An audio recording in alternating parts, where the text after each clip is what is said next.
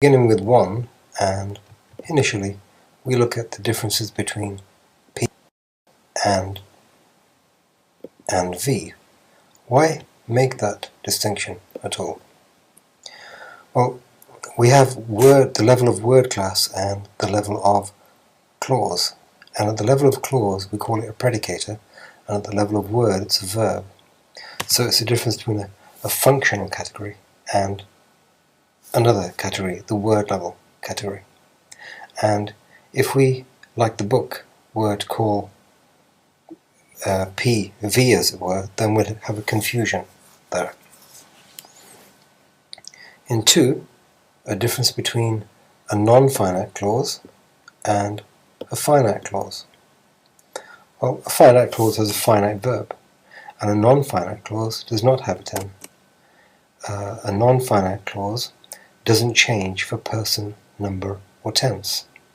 And well, with a non-finite clause, you cannot complete the clause. It needs to have a finite verb, and therefore, together with a subject, with the head of the subject, it makes a finite clause. Looking at the discussion of how to use that, you see there are 3 examples here, and in this situation you have the subject, I realized, and all of this is something. And in all of that you have that I had forgotten my keys is a dependent that clause. So it's a direct object realized as a that finite clause.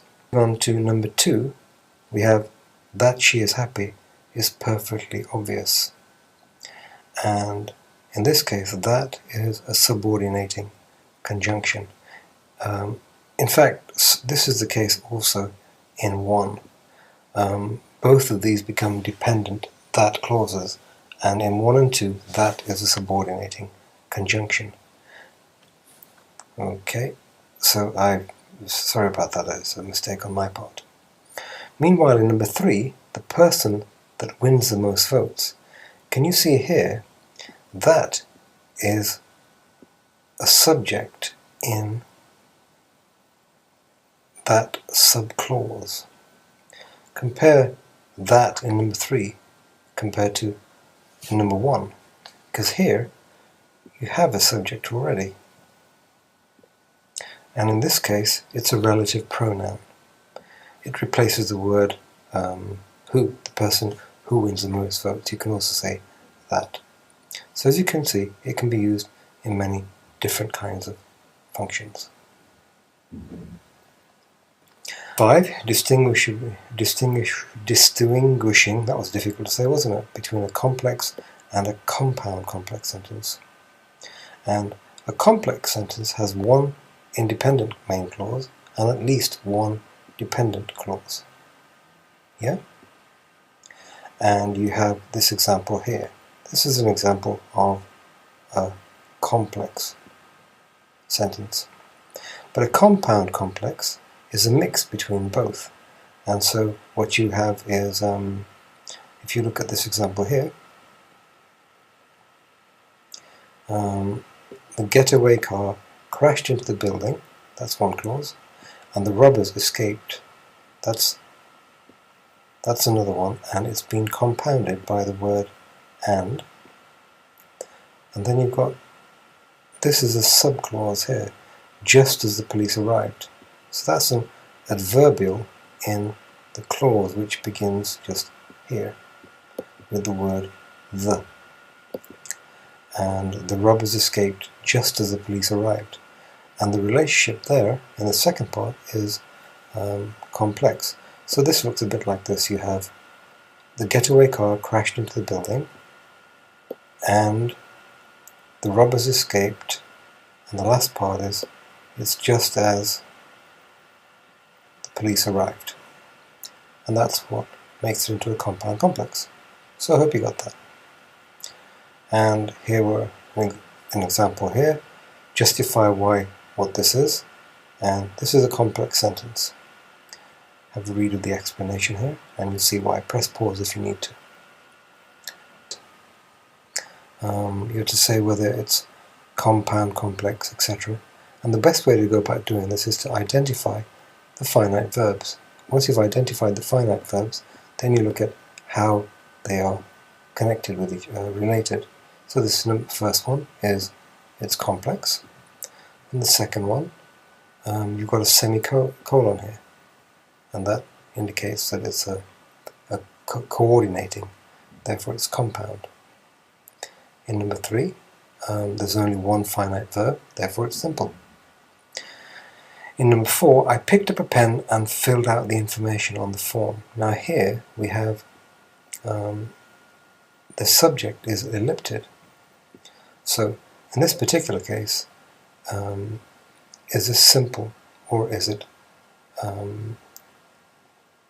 compound? Now I must confess, at the moment of writing, putting this answer, I don't actually remember what I said in one of the video tutorials.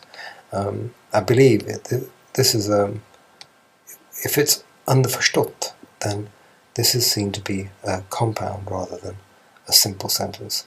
Can I leave this blank for the time being, and we'll look at this more clearly later on as our course progresses. In number 5, as my eyes gazed at the table, that's an adverbial just there, and in that adverbial there's a finite verb here, gazed. I observed something, papers which were neatly folded. Now there's no compounding here. Although there are 3 finite verbs, 3 clauses, they're all a vertical relationship. There's no horizontal relationship. This is complex. And in the next one, there are 2 finite verbs. And these 2 finite verbs are connected by the word and, with a comma in front there, and that makes that into a compound.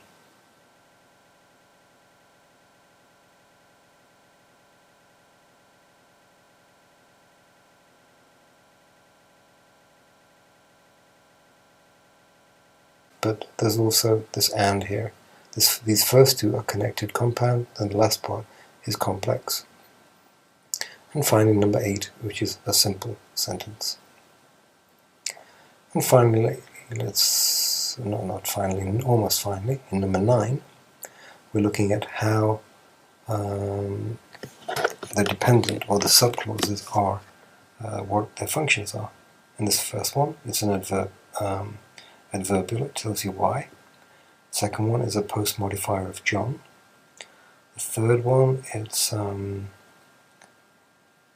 somebody say something. This is a direct object, and that's realized as a dependent finite clause there. I will stay home if he comes tells us when, it's an adverbial. I had to go to work 6 in the morning 3 times a week because there was so much to do, tells you why, it's an adverbial. The largest fish ever caught was a white shark, and all of this tells us more about the white shark. It post-modifies the shark. I need a bag that I can carry on the plane. All of this post-modifies the bag. Tells us more about the bag. And finally, when the snow falls, that's an adverbial. Looking at the last set of questions, now we look at more complex subjects or indirect objects. And we break these down, and we have the determiner the, and the head is boys, and this is the finite verb. So this is a part here, this is a post modifier, and noisy is a pre-modifier. In 2, the nose is the head of the subject, and is, this is the predicator, and handed out so impartially. Handed out is one of these multi-word verbs. Really is saying the beautifully carved nose, the nose which was handed out so impartially. So that part has been that loss, and we have post modifier, and then you have the predicator beginning there. What's the head word here? It's the hair surrounded. Then you have pre-modifiers, gorgeous, wonderful, black, on the young girl is the post modifier. And finally here, what is it that, let's see, sipped is the predicator. Somebody sipped something. So somewhere in a plush garden, adverbial, a select gathering, this is the head. Select is a pre-modifier, and of Saudi men and women is the post-modifier. So I hope that your answers were somewhat similar to this, and that you felt that you were successful in your task.